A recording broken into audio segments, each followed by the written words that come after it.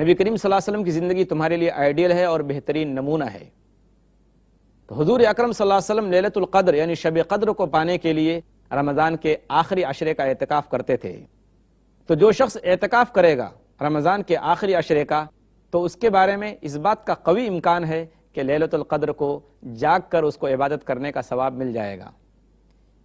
کیونکہ اس بات کا امکان کم رہے گا کہ اس شخص سے لیلۃ القدر چھوٹے جب وہ اپنے آپ کو ہر ایک سے کٹ کر اللہ کی عبادت میں لگا رہے گا اور مسجد میں 10 راتوں کو گزارے گا، تو اس بات کا زیادہ امکان ہے کہ وہ شخص لیلۃ القدر کو پالے۔ اعتکاف کے لیے ایسی مسجد کا انتخاب کیا جانا بہتر ہے جس مسجد کے اندر جماعت کی نماز کے ساتھ ساتھ جمعہ کا بھی اہتمام ہو، تاکہ معتکف کو، اعتکاف کرنے والے کو مسجد سے باہر بار بار جانا نہ پڑے۔ لیکن اگر ایسی مسجد نہ ہو جس میں جمعہ کی نماز ہوتی ہو، تو کم سے کم ایسی مسجد ہو جس میں 5 وقت جماعت کا اہتمام ہو۔ لہذا اعتکاف کی شرط یہ ہے کہ ایسی مسجد ہو جس میں 5 وقت جماعت کی نماز کا اہتمام ہو، چاہے اس میں جمعے کی نماز نہ ہوتی ہو۔ اعتکاف کے لیے کوئی مدت بھی فکس نہیں ہے،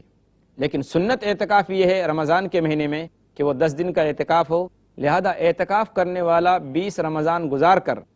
21ویں یعنی مغرب سے پہلے مسجد میں داخل ہو جائے اور پھر چاند نکلنے تک وہ مسجد ہی کے اندر رہے۔ یہ رمضان کے اعتکاف کا طریقہ ہے اور حضور اکرم صلی اللہ علیہ وسلم سے یہی ثابت ہے۔ اور جہاں تک وہ حدیث ہے جس میں ہے کہ حضور صلی اللہ علیہ وسلم 21ویں کو فجر کے بعد اپنے اعتکاف کی جگہ میں جاتے تھے، اس کا جواب علماء نے دیا ہے کہ حضور اکرم صلی اللہ علیہ وسلم 20 رمضان کو مغرب سے پہلے اعتکاف کی نیت سے مسجد میں داخل ہو جاتے تھے اور رات پھر وہیں گزارتے تھے، اور 21ویں کے دن صبح کو فجر کی نماز کے بعد اپنے اعتکاف کی جگہ میں داخل ہوتے تھے۔ اس لیے اگر کوئی شخص 20 رمضان ہونے کے بعد اس رات کو مسجد میں گزارتا ہے اور پھر 21ویں کی صبح کو اعتکاف کی جگہ میں داخل ہوتا ہے تو کوئی حرج نہیں، یہ جائز ہے۔ اعتکاف کرنے والے کے لیے کسی جنازے کی نماز میں شریک ہونا، کسی کی دعوت قبول کرنا یا بیوی سے ملنا، یہ ساری چیزیں درست نہیں ہیں۔ اگر ان میں سے کوئی بھی ایک چیز کرتا ہے وہ، تو اس کا اعتکاف ٹوٹ جائے گا۔ عائشہ رضی اللہ تعالیٰ عنہ کہتی ہیں کہ السنت علی المعتکف، کہ معتکف کے لیے، اعتکاف کرنے والے کے لیے جو بہتر طریقہ ہے وہ یہ ہے الا اللہ یعود مریضا ولا یشهد جنازۃ، کہ وہ کسی بیمار کی عیادت کو نہ جائے، کسی بیمار کو دیکھنے کے لیے نہ جائے اور نہ کسی جنازے میں شریک ہو، نہ اپنی بیوی سے ہم بستری کرے۔ اور اس کے علاوہ ولا یخرج لحاجۃ الا لما لا بد منه، اور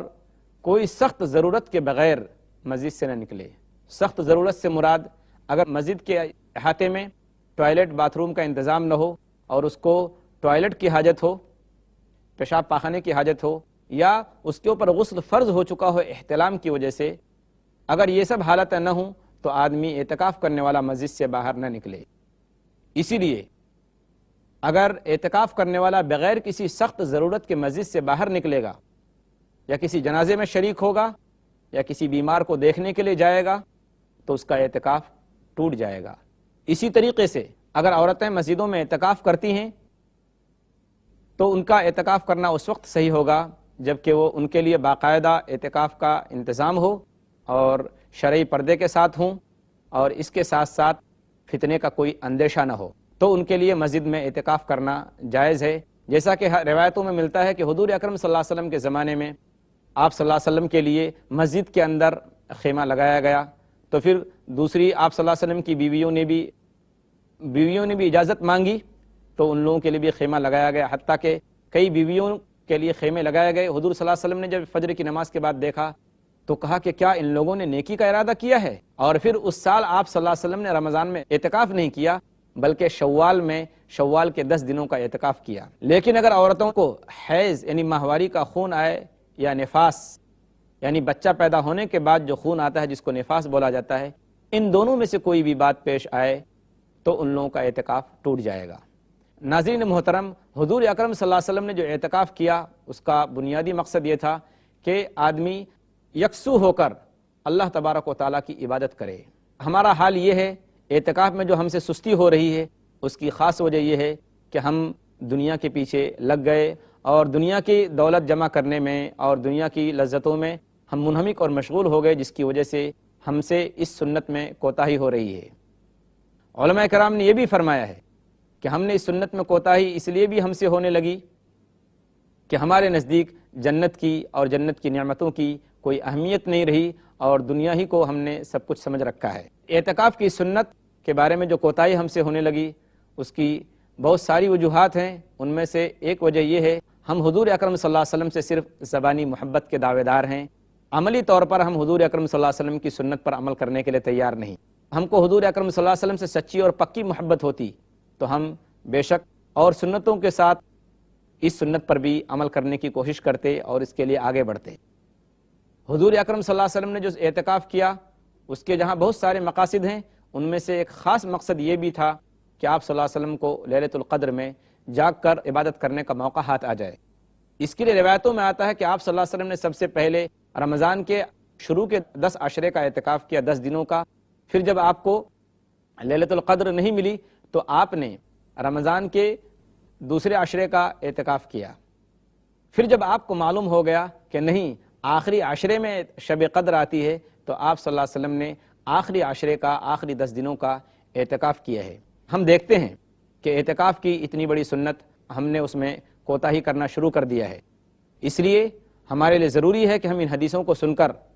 زیادہ سے زیادہ اس عبادت کی طرف قدم بڑھائیں۔ اللہ تبارک و تعالی ظاہر بات ہے ہمارے دلوں کا حال جاننے والا ہے، ہم کو جانتا ہے کہ ہم کس نیت سے عبادت کر رہے ہیں، کس نیت سے ہم اعتکاف کر رہے ہیں۔ اس لیے اعتکاف کرنے والے کے لیے جہاں بہت ساری باتیں ضروری ہیں ان میں سے ایک بات یہ بھی ضروری ہے کہ اعتکاف کرنے والا اپنی نیت میں خالص رہے، اور جس طریقے سے دوسری عبادتوں کے اندر نیت کرنا ضروری ہے، اعتکاف بھی ایک عبادت ہے، اس عبادت میں بھی آدمی نیت کرے۔ اس کے علاوہ اعتکاف کرنے والا اگر مسجد میں موجود ہے تو اس سے ملنے کے لیے اس کے گھر والے اور اس کی بیوی آ سکتی ہے کبھی کبھار، جیسا کہ حدیث میں ہے کہ صفیہ رضی اللہ تعالیٰ عنہ کہتی ہیں کہ اللہ کے رسول صلی اللہ علیہ وسلم اعتکاف میں تھے مسجد کے اندر، تو میں رات کے وقت آپ صلی اللہ علیہ وسلم سے ملنے کے لیے گئی اور بہت دیر تک بات کرتی رہی۔ جب پھر میں واپس ہونے لگی تو اللہ کے رسول صلی اللہ علیہ وسلم مجھے چھوڑنے کے لیے آئے۔ اس حدیث سے معلوم ہوتا ہے کہ اگر اعتکاف کرنے والے کی بیوی اعتکاف کرنے والے کے پاس مسجد میں ملنے کے لیے جائے تو وہ اپنی بیوی کو ضرورت کے مطابق چھوڑنے کے لیے گھر آ سکتا ہے، اس وقت جب کہ بیوی اکیلی ہو اور رات کا وقت ہو اور اس کی بیوی کو کوئی محرم پہنچانے والا اس کے گھر تک نہ ہو۔ گھر والوں کو زیادہ اعتکاف کرنے والے کے پاس بھیڑ بھاڑ نہیں لگانا چاہیے، اس سے اعتکاف کا مقصد فوت ہونے کا اندیشہ ہے۔ ہاں کبھی کبھار اس کے گھر والے اگر مل لیں اور تھوڑی دیر بیٹھ کر چلے جائیں تو اس کی گنجائش ہے۔ اعتکاف کرنے والے کے لیے مسجد کے اندر سونا، عبادت کرنا درست ہے، لیکن اس بات کا خیال رہے کہ اعتکاف کرنے والا صفائی کا اور نظافت کا خیال رکھے، مسجد کو کسی بھی اعتبار سے وہ گندی نہ کرے۔ اعتکاف کرنے والے کے لیے مناسب اور بہتر ہے اور مستحب ہے کہ اعتکاف کرنے والا خوشبو وغیرہ لگائے اور عطر وغیرہ کا استعمال کرے، اپنے بالوں میں کنگھی وغیرہ کا استعمال کرے۔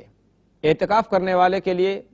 جو عبادتیں شامل ہیں اعتکاف کی حالت میں وہ یہ ہے کہ آدمی زیادہ سے زیادہ اعتکاف کی حالت میں قرآن پاک کی تلاوت کرے، ذکر و اذکار کرے، اللہ سے دعا کرے، اپنے گناہوں کی معافی مانگے،